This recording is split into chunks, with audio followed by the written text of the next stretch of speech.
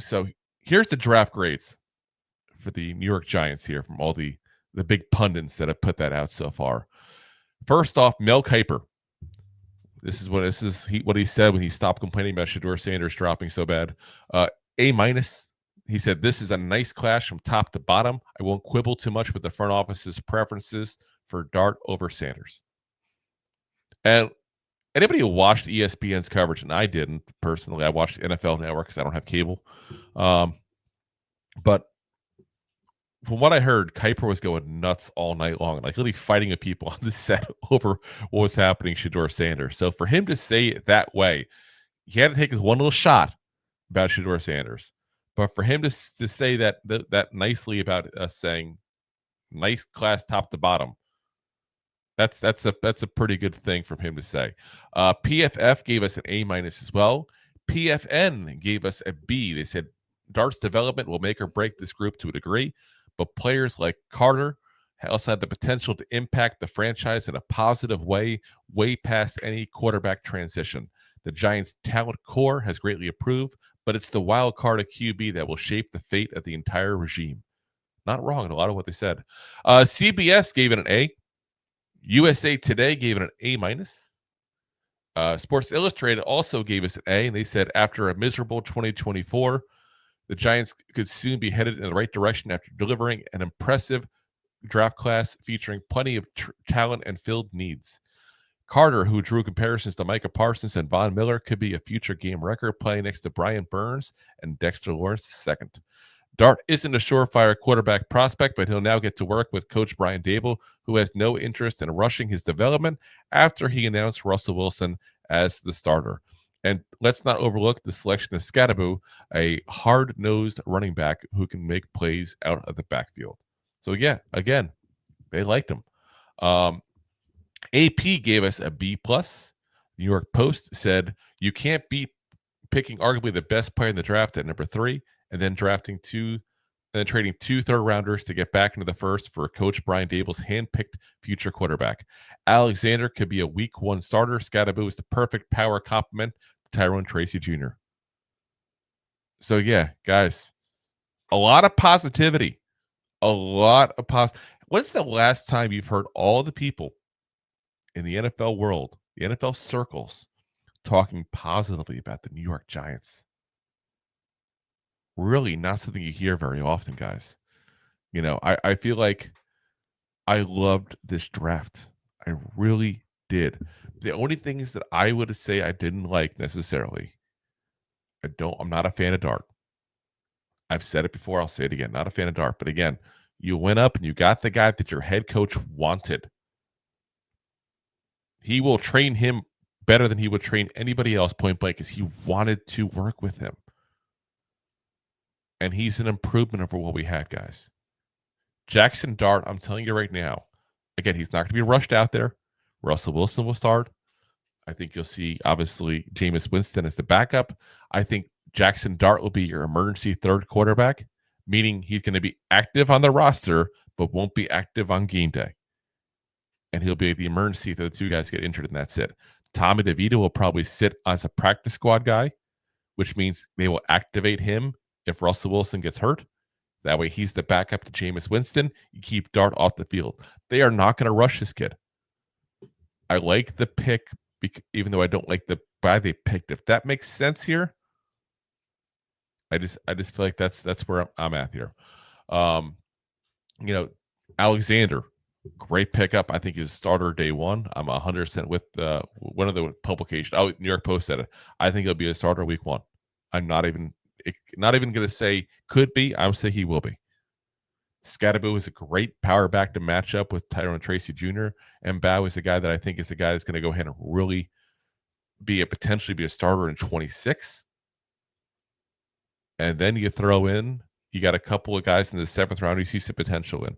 Again, those aren't the 2 I would have picked up. I would have picked up Percy Lachey and Zay Alexander at LSU if I wanted to get a tight end and a corner in the 7th round.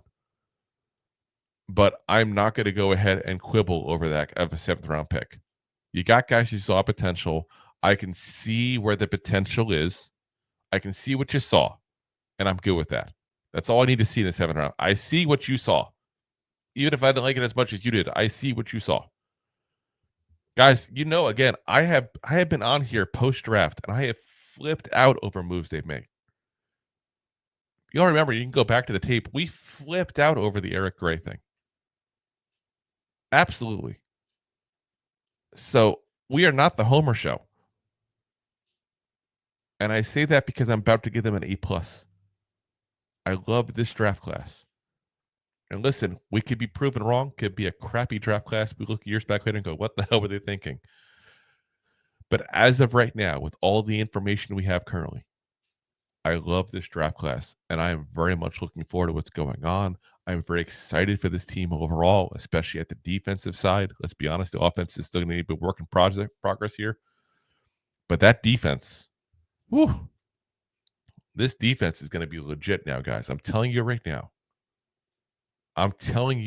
now. You look at this defense, what it looks like now. When you go ahead and add those guys in, and you got up front, you got Darius Alexander with Dexter Lawrence now. You got the two good defensive edge rushers there from last year in Brian Burns and Kayvon Thibodeau, who I still think is in the process of developing. Keep in mind, he's been injured. Then you go ahead and throw in, on top of that, Abdul Carter, who most people think is a plug-and-play guy who's going to be amazing right off the bat. You got Bobby Okereke coming back off his injury. You throw in the fact you got Paulson Adebo now, doesn't have to go ahead and force Deontay Banks into CB1 where he never should have played to begin with. You got Javon Holland now going in as the safety replacing, Pinnock there. It's a big upgrade there. You got Tyler Newman going to year 2. You got Drew Phillips going into year 2. I'm telling you guys, this could be a top 10 defense, point blank. If this offense can just be average, dare I say a playoff team? Dare I say it? I do dare say it.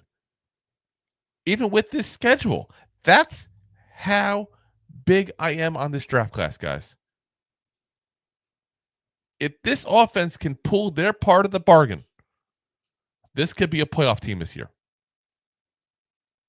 And a lot of that's going to depend on the offensive line and the health of Andrew Thomas. Let me throw that out there. That's how much I like this draft class, though. I really think that if we can do in the low 20s, even in points, let's do 21, 22, 20, 24 points, something like that. I'll throw 22 in because I see you, Jay. I really think this is a team that could win consistently. Because how many games we've lost by less than a touchdown the last couple of years? A lot. Russell Wilson is an upgrade. Jameis Winston is an upgrade. Jackson Dart, even now, may be an upgrade. And you need to throw how good this defense is. I'm telling you guys, this has the potential to be a fun season. And I think we as Giant fans deserve that. We have gone through so much BS the last couple of years. We have gone through so much torment the last couple of years. We deserve this. So, all right. Before we get going, guys, as promised, I said put your comments in. This is where we're going to start getting them. Let's start getting them too. Let me see where we're at here. Let's see here. Let's see. There we go. Money Mike says, after seeing all the videos and info on Shador, I see why we passed on Shador. He was unprepared for his private workout with Daboll. It was unprofessional. Other team meetings, Dart was the right pick. Like I said, I'll agree with the first part. I'm still not sold on Dart 100%. But if that's who they wanted, that's who they wanted. I think personally, I would have probably not made the trade and gotten a quarterback later on. But I think Dylan Gabriel was my guy. But, listen, if they like him and they have confidence, again, they have more info than we do in these guys. I keep on stressing that whenever we do scouting. They have the info we don't have. I talked about the issue, the incident, like, for example, him opening the door and letting his family through before he did, and what was a very big moment for him. And that showed me a lot of who he is as a person. The Giants got to meet with them. The Giants knew that ahead of time. I didn't know that. I never got to talk to him. We're happy to have him on the show if he ever wants to pop on, by the way. I know the Giants never want players on any content creator shows. They always try to stop them. But, like I said, I definitely think that they had the knowledge to make the decision and they're confident. I'm game for it. But it's the reverse of what we saw in Shador. We liked Shador. We saw a lot of talent in him on the field.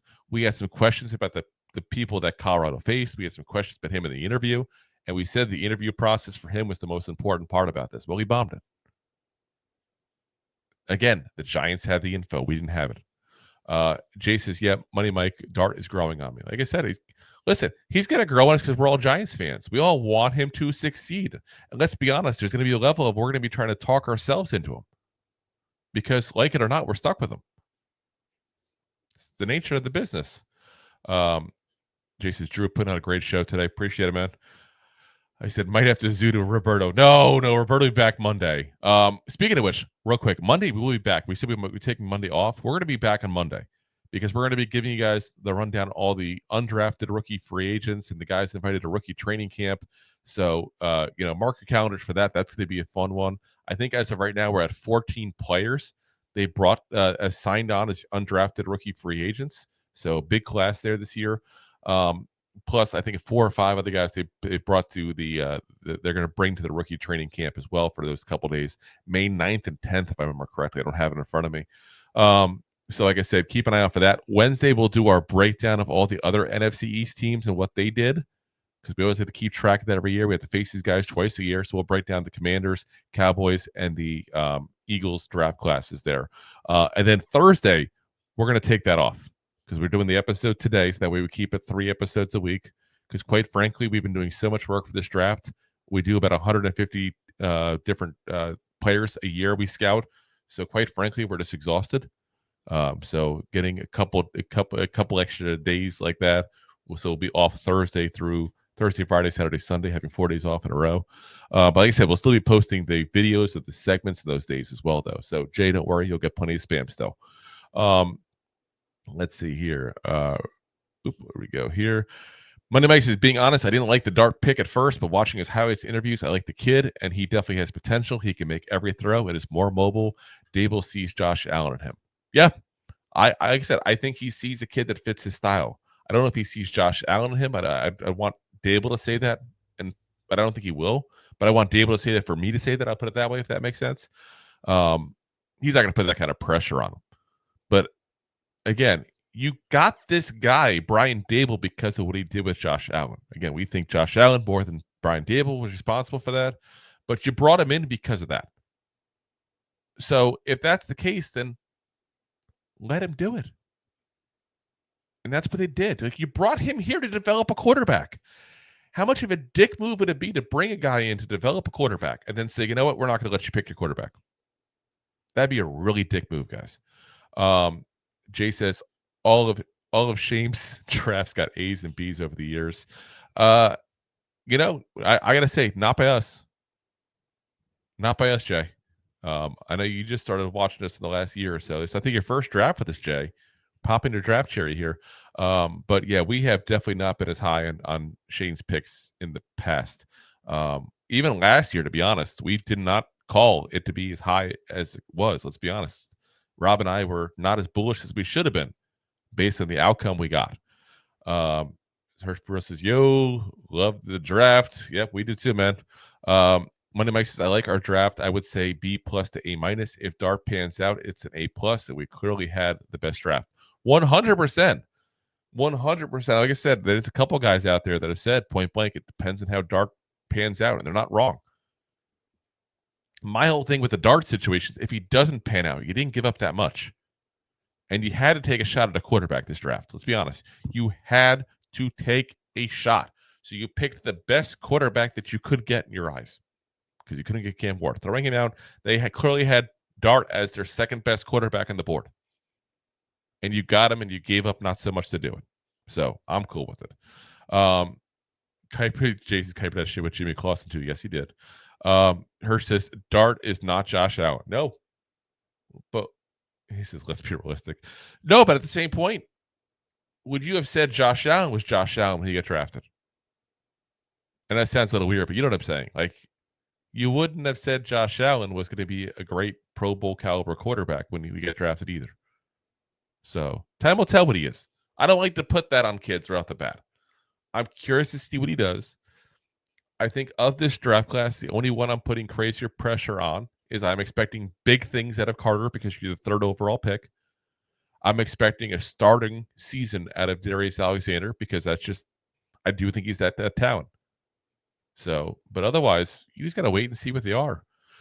Jace's Dart has some mobility and can make all the throws. Leeds has some anticipation. I'm okay with it. And what's weird about him, you talk about the mobility stuff. Not only is he mobile, this kid takes a hit. I don't like that personally, but I'm impressed by it. It's weird. It's a weird combo. I know. I just kind of contradicted myself. He does not slide enough. He takes that damn hit. Now, the Giants got his day one, set that with him. I know his mother was even talking about that in an interview. She said that she's been trying to tell him to just not take the hit so much. But that's some fiery attitude. Like, the comparisons are there to him and DJ. We talked about it. The comparisons are him and Eli being where they came from. Both old Miss quarterbacks that went to the Giants. He's not their personality. He's got some fire to him. I'm kind of fun to see that. JC's potential to be very good. He does. His ceiling is there as a good quarterback in this draft. It's not out of the realm of possibilities, guys. I just don't think it's the probability. That's where I'm at. Here says Dart is better than Daniel Jones. He's better right now than Daniel Jones, that's for sure, because the Giants ruined Daniel Jones, let's be honest. But again, he's shown more. He played in a tougher conference, let's be honest. The competition that Duke quarterbacks face compared to SEC is night and day. So, like I said, he's got potential. I don't know. I don't think he'll necessarily reach it, but he's got it.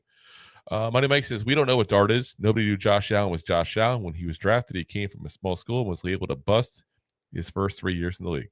He was able to bust before he even threw a pass, let's be honest. I said it myself even. He shocked me. He's better than I ever expected. He was called a bust by a lot of people before he even took a pass. Jay says, also his last name is an emoji, and it shows a little dart symbol. That's nice. Again, his brother's name is Diesel. That's a cool name. Diesel Dart. Hirsch for real says Dart is Daboll's project now. Hells yes. And he will be judged 100% based on what he does or doesn't do from now on with him. His money pike throws up all the darts and says facts. Hirsch says Dex and Darius will clock the middle. Yes, they will. And I'm telling you right now, guys, I don't think the Giants are done on defensive line too. They will watch what happens every time the draft happens. People later on get dropped because they're expensive and they get a cheaper replacement in the draft. You'll get people that get drafted, obviously at the end of training camp there as well before the season starts. I still think the Giants will pick up one more defensive lineman that they think can start. And we'll start along those guys. And if they keep Nacho, because keep in mind he's got a big contract. If they keep Nacho, he'll be a backup. And I wouldn't be shocked if the conversations had with him, he needs to take a little less money. Jay says, yeah, we got to accept generational prospects are rare. Lots of the best quarterbacks had questions coming out. Hells yes. He says, Hirsch, you act like he bought an old Mercedes. Oh, my. Hirsch says, even Justin Herbert turning out not to be a generational quarterback. No, but he's still an above average quarterback. And I still think give him some more time with Harbaugh. I don't think the Chargers with the coaching staff they had there and kept there way too long did him any favors. And now look, they're changing the whole thing. He looked better last year, I felt like. And they're more of a balanced offense. They're not making crazy risks. They also got rid of some of the veteran receivers that are bringing in guys who are like the Lad McConkeys of the world that are more short routes, get the yak yards, kind of, West Coast style. So I think he's going to be better even this year. So we'll see what happens. Jake says, what? Bearish Drew gives A+. I know, it's so weird. I feel so odd being positive, guys. It's not like me. He said, that's okay if it's crappy last years from now. Just delete this episode. I will not. We keep them all up no matter what. Money Mike says, I'm like Scadaboo, glad we got him, but I would have took Dylan Sampson over him. That's the kid from Tennessee. Listen, I know a lot of people liked Sampson. They thought he had the little more of the home run threat than Scadaboo did. I think Scadaboo's a better thing to pair with Tracy. I think those two work better than Sampson and Tracy would have personally. Plus, let's be honest, Tennessee, hasn't, if it had a really good offense the last couple of years, they haven't really seen great running backs. Eric Gray was from Tennessee. People forget too. Like I said, I'll give this kid a shot. I like Scadaboo. I like the attitude. I like the fireness. I like the way he, like I said, is going to be a short yardage back for us. Guys, don't forget, when we lost Daniel Jones, we lost our third down back. I know that sounds messed up as hell to say. We lost our third down back when we lost Daniel Jones. Think about it. When it was 4th and 1, 3rd and 1, goal line, 1 yard line, who ran the rock? Daniel freaking Jones. Now we got Scadaboo, which is good because, let's be honest, I don't like quarterbacks being the guys running in those scenarios. I don't. See, Hurst says, fairies, haha. And Jay says, this defense will be fun to watch. Hurst says, Corey Black could be a rotational corner. Yeah, and he's going to be, like I said, he'll be a guy towards the bottom of the depth in the beginning, and he'll have a chance to work his way up. And that's not a bad thing out of a 7th round pick. Jay says, yeah, if we average 22 points, this team will have a winning record. Yeah. Saying the offense has to do their part, point blank.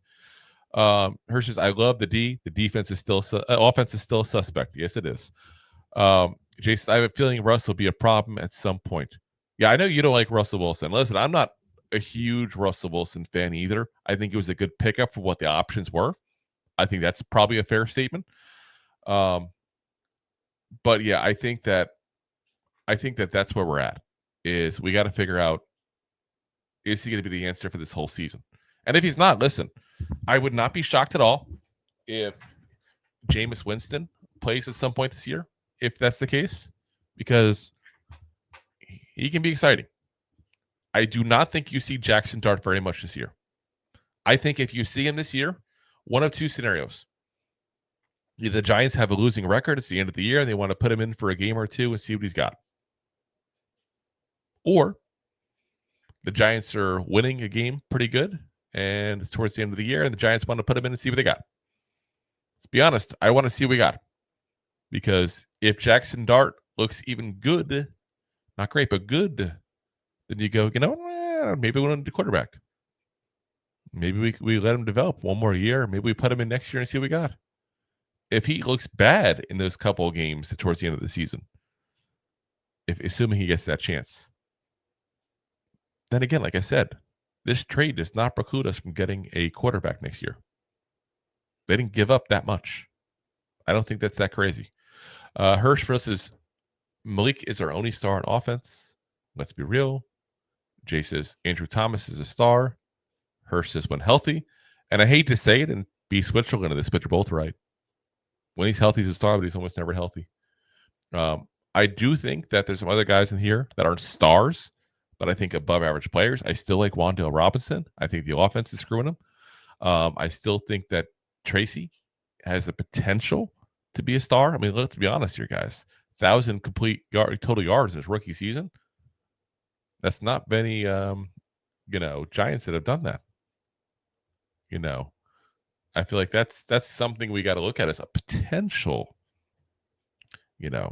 But then you throw in the fact that actually 1,100 yards. I should say 1,100. I looked it up real quick. 1,123 yards he had total as a rookie. That's pretty damn impressive there. It's 839 rushing, 284 receiving. And he didn't even touch the ball at the first 4 years, first 4 games or so. So second most, let's hear. He's second most rushing yards as a rookie running back in Giants history. So second most total yards running backs in Giants history. So yeah, he's basically the second best rookie year from a running back besides Saquon Barkley. I'll take it. I'll take it. Let's see here. I got a little ahead of myself here. Jay says we need a genie breaker. That's for sure. We need a Dave Mega type. Hirsch says Tracy and Scadaboo will be fun. Yes, they will. Jay says maybe Theo breaks out. I don't know. I think Theo's going to be an average tight end in this league, guys. I don't think he's going to be crazy good, but I think he's going to be good. If that makes sense. Like, he'll be a guy that you can probably count him for 550 yards a season. He's developed a little better as a blocker, and I think he will over time. As Hirsch says, Theo needs to break out. I don't think he's going to break out, but he says Fedone could be good. And yeah, like I said, we'll see. He's got a lot of potential based on what he did, when he was younger. It's a matter of, did the injuries take away what he does? I don't know. Jason, that's the thing with Daniel Jones. I was kind of seeing what I wanted to see for a bit there. Lots of us were. Exactly. We saw just enough to get excited and him to hold on. It's like when you're in a bad relationship and you're this close to ending it, and all of a sudden, like, oh, they just did something sweet. Or, oh, look, we had a good time together. Like, that's what it was. And let's see. Jay says, without the injuries, Fedone would go really high. He looks like Henry Rollins too, so I like him. He's got a big head. Fedone does, but yeah, like I said, who knows without the injuries? There's plenty of guys that go top talents out of high school and then never quite make it in college. But I think if he was healthy, his freshman and sophomore year, I guess his red shirt and his sophomore year is the way they put it. Because they did one as a red shirt just in case they can use him later. He'd probably be a guy hitting 600 yards, 500 yards his last year in college, based on what you're seeing so far. So, yeah, I mean, would have been drafted earlier, that's for sure. But I don't know about top there. Let's see. Jason's Money Mike has some great style. Money Mike, I've never been more mad at Giants draft pick than we drafted Daniel Jones. I actually heard of Dart in college, and he was good. Daniel Jones, listen, we drafted Daniel Jones. I wanted Josh Allen, the one that went to Jacksonville. Josh Allen Hines, I think he goes by now. That's why I wanted. I was livid that we didn't get him. But looking back on it, I still wish Josh Allen was a Giant there. But I mean, it changes everything. It really does change everything in this draft, because if we had gotten him, would we have gotten Dexter Lawrence? Would you rather have Josh Allen or Dexter Lawrence? I'd rather have Dexter Lawrence. Again, Josh Allen, Jacksonville, not Buffalo. Just to be clear. Money Mike says, if you were the GM, Cam Ward is gone, and you have all the info on Shador pre-draft about him, what do you take a QB when we traded up? Honestly, again, I wouldn't have traded up. I would have taken Dylan Gabriel. I don't know when. I might have traded up earlier in the third round to get him. I think that's where he went, if I remember right. I thought around third, fourth round for him. Let me see here. Dylan Gabriel draft. 94th pick he went. So we could have got him with the first third round pick instead. But let's be honest, the second round pick we probably would have taken a defensive tackle. That's where these what ifs, what we do kind of scenario happens. It's a fun question, but I'm just saying, like, in that scenario, if we stayed at draft round 2, we probably wouldn't have taken a quarterback, probably would have taken a defensive tackle. If I was the GM, that would have made pick 3 would have taken us there at that point there with Dylan Gabriel. So basically, we had Dylan Gabriel instead of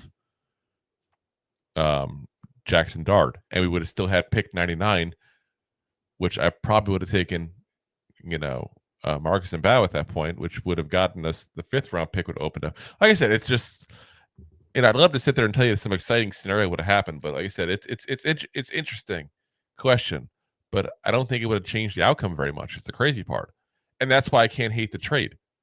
It didn't change the outcome really that much of this draft, and the Giants got who the Giants wanted, so can't complain. Can't complain about it. Jason says, if Dart looks good in practice and our offensive line is competent, I don't know why they would keep him sitting.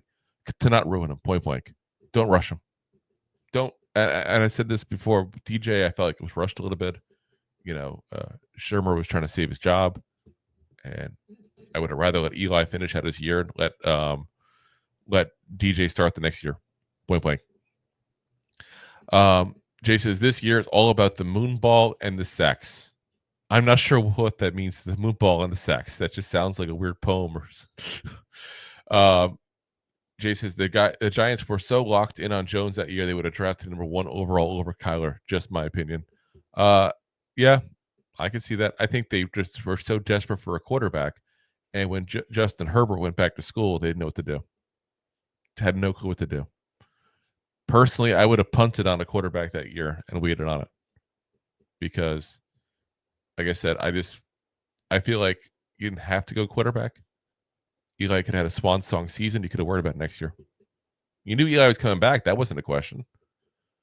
Money Mike says, yeah, I'm sitting dart all season, maybe play the last 2-3 games if we're out of the playoffs. Exactly. And like I said, if you can get them into games towards the end of the season, if we're in like let's say hypothetically we're playing good or hypothetically we're in a playoff hunt and we're up big in a game and you want to put them in some garbage time, I'm okay with that too. Otherwise, I'm sitting them basically for the whole year. And I'm going to figure out from there what I do. You can see in practice. You know what you got in practice. Let's be honest, guys. You may not know fully, but you definitely you definitely have a good idea going into it there. Jay says, best show of yours I have seen yet. A+. Ooh, look at that. We got some kind words there from Jay, which is very rare. He's mean to us. If you like that clip, then you will love the full episodes too. Find us on your favorite podcast app and look for us on all your favorite social media platforms. Thanks so much. Please, I'm begging you. Please.